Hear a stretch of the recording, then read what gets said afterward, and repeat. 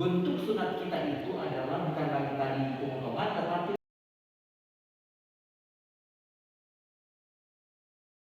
Shalom, ya apa kabar untuk kita semua? Kembali lagi bersama dengan kami kelompok 4 dalam program OBAS atau obrolan asik tentang teologi dengan tema Sunat Kristus dan hubungannya dengan keselamatan. Ya, program ini dalam rangka tugas mata kuliah kami sebagai mahasiswa, yaitu mata kuliah Teologi Perjanjian Baru 2. Ya, namun sebelum kita lanjut dalam obrolan asik ini, saya akan memperkenalkan nama-nama kelompok saya. Yang pertama, Modia Person, yang kedua Penny, yang ketiga Maiske, yang keempat Glory, yang kelima Irna Palute, dan yang keenam Yeni Petrus.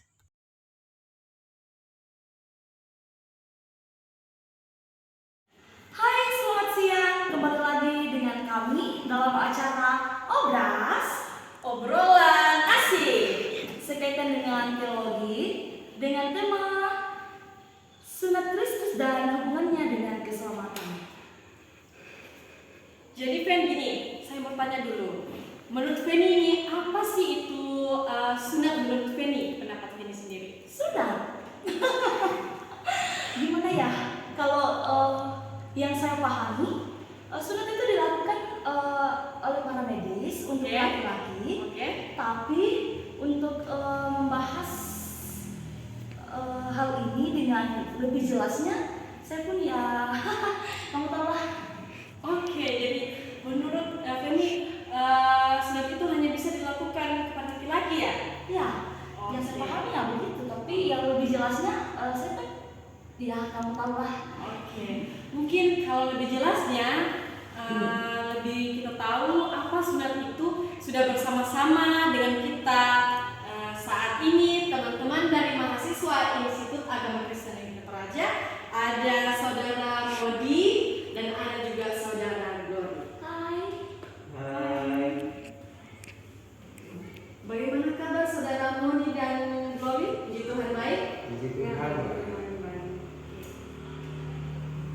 Obrolan kita hari ini mungkin berat ya untuk dibahas bersama-sama karena mengenai sunat Kristus dan hubungannya dengan keselamatan. Boleh nggak saudara-saudara ini jelasin apa sih sunat itu? Oke, sedikit saya menjelaskan tentang sunat yang dapat kita pahami bahwa sunat secara harafiahnya itu adalah sebuah proses pemotongan atau menghilangkan sebagian atau seluruh kulit penutup depan penis bagi pria. Nah, itu dilakukan biasanya oleh medis dengan alasan kesehatan. Nah, tetapi kalau sunat ini sebenarnya sekarang itu sudah sering kali dijadikan sebagai keharusan bagi orang-orang khususnya di Indonesia bahwa harus disunat dengan alasan-alasan tertentu. Nah, tetapi kalau kita melihat dari sisi teologisnya, dalam perjanjian lama, sunat itu sebenarnya sudah ada. Sunat itu dia lebih kepada sebuah bentuk perjanjian yang dilakukan oleh manusia dengan Allah, dengan Tuhan. Itu bisa kita lihat, bisa kita baca dalam Kejadian 17 ayat 10. Baik, ternyata jelas ya dalam Alkitab bahwa sunat itu adalah sebuah bentuk perjanjian Allah dengan manusia. Jadi berbeda dalam dunia medis, bahwa dalam dunia medis itu lebih kepada alasan untuk kesehatan manusia. Mungkin seperti itu ya. Oh ya. Bagaimana dengan sunat dalam perjanjian baru? Apakah sama atau bagaimana? Ada perbedaan atau bagaimana menurut saudara? Ya, jika kita berbicara tentang sunat, ya tentunya dalam dunia perjanjian lama dan dunia perjanjian baru ya sedikit ada perbedaannya. Dalam dunia perjanjian lama itu dilakukan dengan mengerat kulit katan sebagai tanda perjanjian hampir sama dengan ya sunat medis pada umumnya. Ya, jika dalam perjanjian baru ada yang dikenal dengan sebutan sunat Kristus. Ya, mungkin itu perbedaannya. Oke, dimengerti. Kemudian mahasiswa berdua, apa sih sunat Kristus itu menurut teman-teman mahasiswa? Iya. Jadi kalau seperti yang saudara Glory tadi sampaikan, bahwa kalau dalam perjanjian lama sunat itu sebagai bentuk perjanjian antara Allah dengan manusia. Nah itu lebih sebagai simbol dengan cara melakukan pengeratan kulit katan. Nah kalau di dunia perjanjian baru lebih dikenal dengan sunat Kristus. Sunat Kristus itu bukan lagi bentuknya seperti sama dengan perjanjian lama, tetapi dia lebih ke bagaimana manusia itu menanggalkan tubuh yang berdosanya, menanggalkan kedagingannya, atau menyalurkan kedagingannya. Itu yang bisa kita lihat dari dunia perjanjian baru mengenai apa itu sunat Kristus.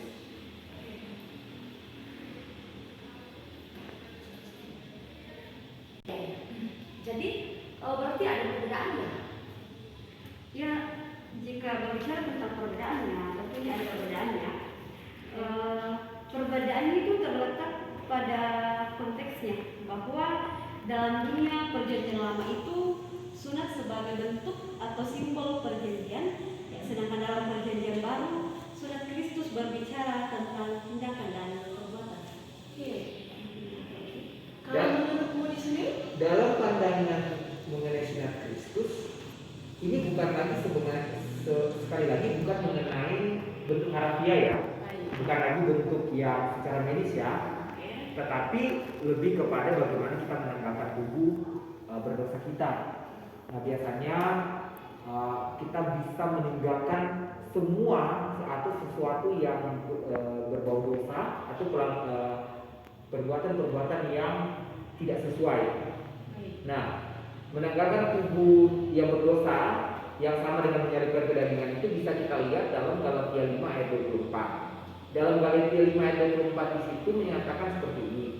Barang siapa menjadi milik Kristus Yesus, ia telah menyalurkan daging dengan segala hawa nafsu dan keinginannya. Jadi kalau kita melihat dari konteks itu, berarti melakukan sunat Kristus dalam kehidupan kita artinya ada sebuah bentuk pertobatan, bentuk iman. Artinya kita tidak lagi hidup dalam kehidupan lama kita. Contohnya nih ya, misalnya yang dulunya dia hidup dalam penyimpangan seks misalnya, atau hal-hal yang lain yang berbau sesuatu yang tidak baik.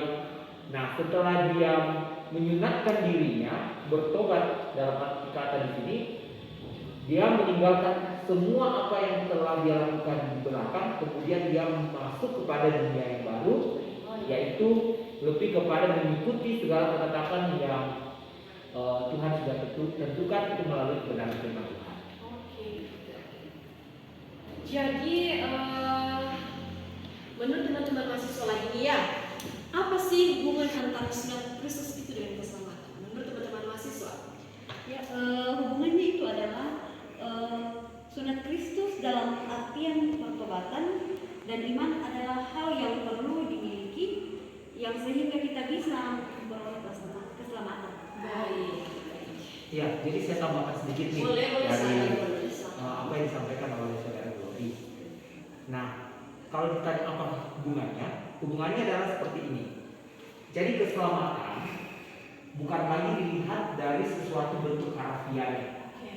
Jadi bukan lagi sesuatu yang tindakan yang kita lakukan dengan mengikuti perjanjian lama bahwa ketika dia disunat dia otomatis selamat.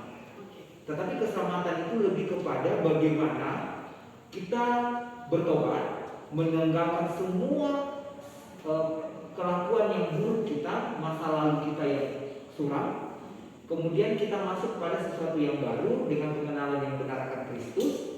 Dan itu yang nantinya akan membawa kita kepada sebuah keselamatan.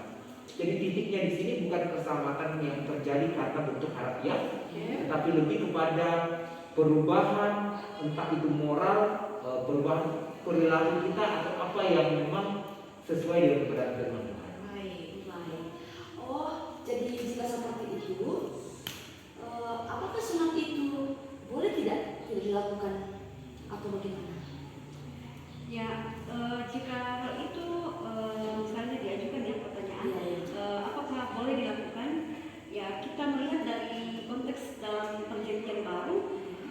situ menjelaskan tentu saja bukan menjadi masalah ya ketika seorang tidak disunat secara lahiriah. Ya mungkin seperti itu. Oke, baik. Jadi seperti ini. Kalau dalam dunia medis, mungkin kalau orang sudah mengalami sunat itu pasti ada tandanya. Jadi menurut teman-teman mahasiswa berdua, bagaimana sih tanda seseorang itu telah mengalami sunat Kristus? Nah, betul. Pertanyaan yang bagus. Seperti yang saudara sampaikan tadi, bahwa kalau misalnya secara medis, bahwa kalau orang sudah disunat pasti ada tanda. Tandanya adalah pemotongan Oke. Nah, tapi berbeda dengan ketika kita mengatakan bahwa kita sudah disunat nih oleh Kristus. Bagaimana ceritanya? Itu melalui bukan lagi proses seperti tadi, bukan lagi proses lahiriahnya, tetapi itu yang dinamakan bertobat. Nah, bertobat itu kan seperti yang kita tahu ya, kita pasti tahu lah bahwa bertobat itu kan artinya kita melepaskan semuanya, semua yang tidak benar, kemudian kita masuk pada sesuatu yang benar. Nah, dalam hal ini bentuk sunat kita itu adalah bukan lagi tadi pemotongan, tetapi lebih ke baptisan. Baptisan itu adalah sebuah simbol, sebuah bentuk bahwa yang itu menyatakan kita sudah berada pada posisi menyunatkan diri. Orang disunat, orang dibaptis berarti mereka sudah meninggalkan cara hidup yang lama dan menyongsong cara hidup yang baru. Kehidupan yang baru. Baik. Wah, pembahasan ini sangat menarik sekali ya. Telah memberikan wawasan bagi kita semua untuk mengetahui sunat Kristus dan hubungannya dengan keselamatan. Iya, sangat menarik pembahasan kita semua hari ini ya, sangat menarik. Kemudian kita lebih mengerti, kami berdua juga lebih mengerti bagaimana sunat itu bisa dipahami dalam konteks sekarang ini dan jika dilihat dari dunia perjanjian baru dan dunia perjanjian lama. Baik, terima kasih untuk waktu dan kesempatannya untuk berbagi informasi tentang sunat Kristus dan hubungannya dengan dunia sekarang dengan tema yang sangat menarik kita bahas hari ini. Terima kasih telah bersama-sama dengan kami, telah membagi informasi bersama dengan teman-teman semua yang telah menonton dalam obrolan asik.